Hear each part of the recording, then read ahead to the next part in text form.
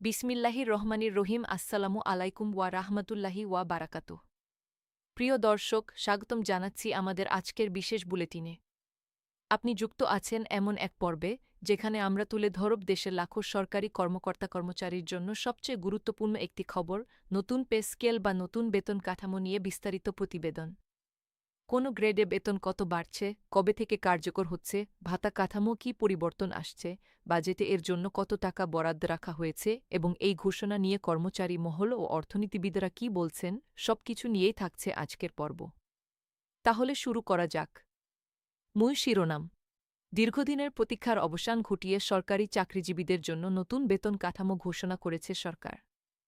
জাতীয় সংসদে চলতি অর্থবছরের বাজেট অধিবেশনে অর্থমন্ত্রী এই নতুন পে স্কেল কার্যকরের ঘোষণা দেন। ঘোষণা অনুযায়ী আগামী ১ জুলাই থেকে নতুন এই বেতন কাঠামো কার্যকর হতে যাচ্ছে। তবে একবারে পুরো বেতন কাঠামো বাস্তবায়ন না করে ধাপে ধাপে তা কার্যকর করা হবে বলে জানানো হয়েছে। প্রথম ধাপে মূল বেতনের একটি নির্দিষ্ট অংশ বৃদ্ধি পাবে, এরপর পরবর্তী অর্থবছরগুলোতে ক্রমান্বয়ে তা পূর্ণাঙ্গ রূপ পাবে। সংসদে বাজেট বক্তৃতায় অর্থমন্ত্রী স্পষ্ট করে জানান, সরকারি কর্মীদের বেতন বৈষম্য কমিয়ে আনা এবং বর্তমান বাজার পরিস্থিতি ও জীবনযাত্রার ব্যয়ের সঙ্গে সামঞ্জস্যপূর্ণ একটি বেতন কাঠামো তৈরি করাই এই উদ্যোগের মূল লক্ষ্য। বাজেট ঘোষণার পরদিন বাজেট পরবর্তী সংবাদ সম্মেলনেও তিনি নিশ্চিত করেন যে নতুন পে স্কেল অবশ্যই বাস্তবায়ন হবে, যদিও এর গেজেট ঠিক কবে প্রকাশ করা হবে সে বিষয়ে তখন সুনির্দিষ্ট তারিখ জানাননি। সংশ্লিষ্ট মন্ত্রণালয় সূত্রে জানা গেছে যে কোনো সময় এই গেজেট প্রকাশ করা হতে পারে। কার্যকরের সময়সূচি ও বাস্তবায়ন পদ্ধতি।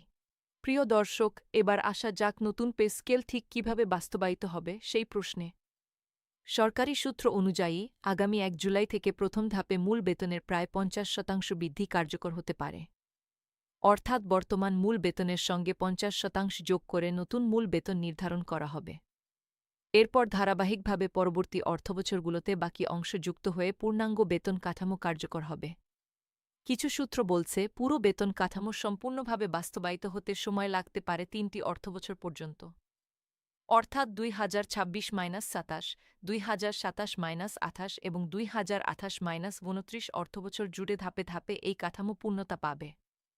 প্রথম ধাপে সবচেয়ে বেশি সুবিধা পেতে যাচ্ছেন নিচের গ্রেডের কর্মচারীরা, অর্থাৎ দশম থেকে ২০তম গ্রেডের কর্মচারীরা। হিসাব অনুযায়ী দশম থেকে ২০তম গ্রেডের কর্মচারীদের কার্যকর বেতন বৃদ্ধি হতে পারে প্রায় ৫২% পর্যন্ত। অন্যদিকে প্রথম থেকে নবম গ্রেডের কর্মকর্তাদের ক্ষেত্রে এই বৃদ্ধির হার তুলনামূলকভাবে কিছুটা কম রাখার আলোচনা রয়েছে। এছাড়া গুরুত্বপূর্ণ একটি তথ্য হল, জুলাই থেকে বেতন কাঠামো কার্যকর হলেও প্রশাসনিক প্রক্রিয়া সম্পন্ন করে প্রকৃত বর্ধিত বেতন কর্মচারীদের হাতে পৌঁছাতে কিছুটা সময় লাগতে পারে। একাধিক সূত্র জানাচ্ছে, জুলাই থেকে অক্টোবরের মধ্যে বকেয়াসহ বর্ধিত বেতন পরিশোধের প্রক্রিয়া সম্পন্ন হতে পারে।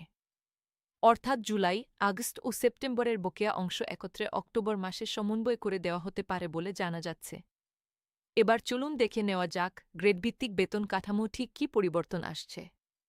গ্রেডভিত্তিক বেতন কাঠামো। প্রথম গ্রেডের কর্মকর্তাদের বর্তমান মূল বেতন ৭৭,০০০ টাকা।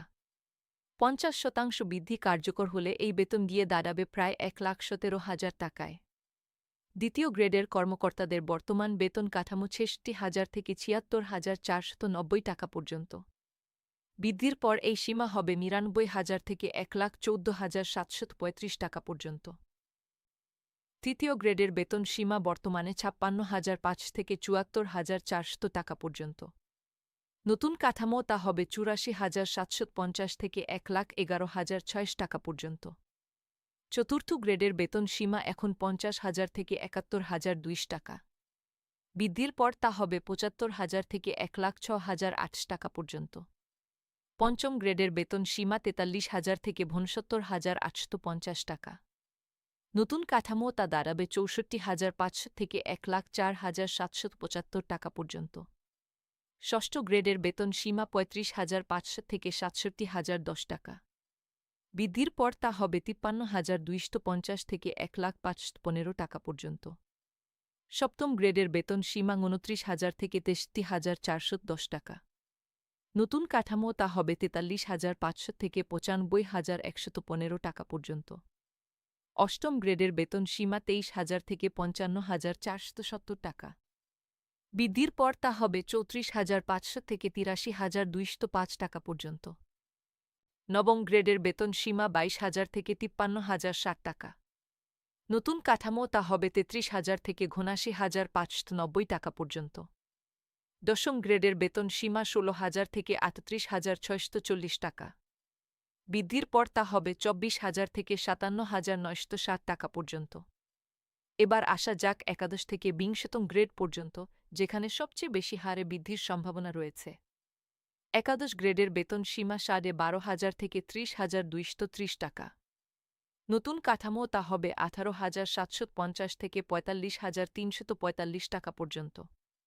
দ্বাদশ গ্রেডের বেতন সীমা ১১,৩০০ থেকে ২৭,৩০ টাকা। বৃদ্ধির পর তা হবে ১৬,৯৫০ থেকে ৪০,৯৫০ টাকা পর্যন্ত। ত্রয়োদশ গ্রেডের বেতন সীমা ১১,০০০ থেকে ২৬,৫৯০ টাকা। নতুন কাঠামো তা হবে ১৬,৫০০ থেকে ৩৯,৮৮৫ টাকা পর্যন্ত। চতুর্দশ গ্রেডের বেতন সীমা ১০,২০০ থেকে ২৪,৬৮০ টাকা। বৃদ্ধির পর তা হবে ১৫,৩০০ থেকে ৩৭,০২০ টাকা পর্যন্ত। পঞ্চদশ গ্রেডের বেতন সীমা ৯,৭০০ থেকে ২৩,৪৯০ টাকা। নতুন কাঠামো তা হবে ১৪,৫৫০ থেকে ৩৫,২৩৫ টাকা পর্যন্ত। ষোড়শ গ্রেডের বেতন সীমা ৯,৩০০ থেকে ২২,৪৯০ টাকা। বৃদ্ধির পর তা হবে ১৩,৯৫০ থেকে ৩৩,৭৩৫ টাকা পর্যন্ত। সপ্তদশ গ্রেডের বেতন সীমা ৯,০০০ থেকে ২১,৮০০ টাকা। নতুন কাঠামো তা হবে ১৩,৫০০ থেকে ৩২,৭০০ টাকা পর্যন্ত। অষ্টাদশ গ্রেডের বেতন সীমা ৮,৮০০ থেকে ২১,৩১০ টাকা। বৃদ্ধির পর তা হবে ১৩,২০০ থেকে ৩১,৯৬৫ টাকা পর্যন্ত। ঊনবিংশতম গ্রেডের বেতন সীমা ৮,৫০০ থেকে ২০,৫৭০ টাকা।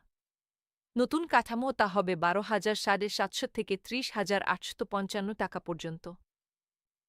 আর বিংশতম গ্রেডের বেতন সীমা, যা সবচেয়ে নিম্ন স্তরের কর্মচারীদের জন্য প্রযোজ্য, তা বর্তমানে ৮,২৫০ থেকে ২০,০১০ টাকা। বৃদ্ধির পর তা হবে ১২,৩৭৫ থেকে ৩০,০১৫ টাকা পর্যন্ত। প্রিয় দর্শক, এই পরিসংখ্যান থেকে স্পষ্ট যে সরকারি চাকরিতে নিম্ন ও মধ্যম গ্রেডের কর্মচারীরাই এবারের পে স্কেলে সবচেয়ে বেশি উপকৃত হতে যাচ্ছেন। কারণ শতকরা হিসাবে তাদের বেতন বৃদ্ধির হার তুলনামূলকভাবে বেশি।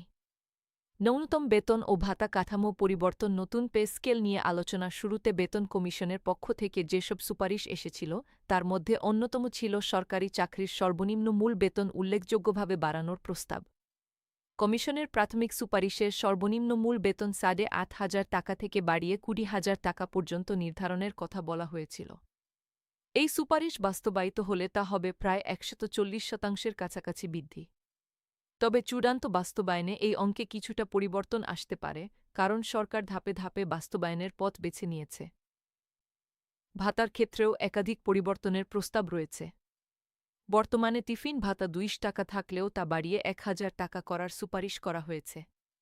চিকিৎসা ভাতার ক্ষেত্রেও উল্লেখযোগ্য বৃদ্ধির প্রস্তাব রয়েছে। বাড়ি ভাড়া ভাতার ক্ষেত্রে বর্তমানে মূল বেতনের ২০% পর্যন্ত দেওয়া হয়, তবে তা বাড়িয়ে মূল বেতনের ৫০% পর্যন্ত করার প্রস্তাব বিবেচনাধীন রয়েছে। একই সঙ্গে দীর্ঘদিন ধরে বন্ধ থাকা টাইম স্কেল ও সিলেকশন গ্রেড পুনর্বহালের বিষয়টিও সক্রিয়ভাবে বিবেচনা করছে সরকার, যা কর্মচারী সংগঠনগুলোর দীর্ঘদিনের একটি দাবি।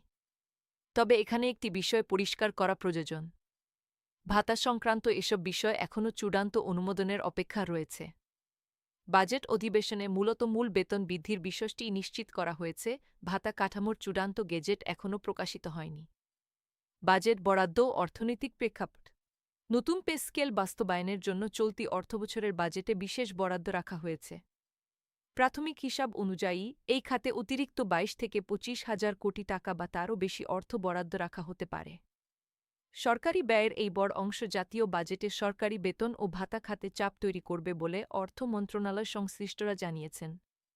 তবে সরকারের পক্ষ থেকে বলা হচ্ছে, রাজস্ব আয় বৃদ্ধি এবং ব্যয় ব্যবস্থাপনার মাধ্যমে এই বাড়তি চাপ সামলানো সম্ভব হবে।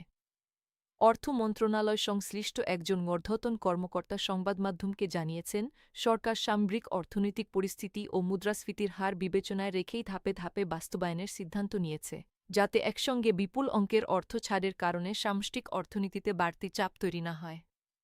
কর্মচারী সংগঠনগুলোর প্রতিক্রিয়া।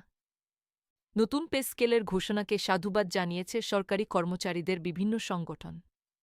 দীর্ঘ ১১ বছর পর নতুন বেতন কাঠামোর ঘোষণা আসায় স্বস্তি প্রকাশ করেছেন অনেক কর্মচারী। তবে একই সঙ্গে একটি অংশ থেকে উদ্বেগও প্রকাশ পেয়েছে।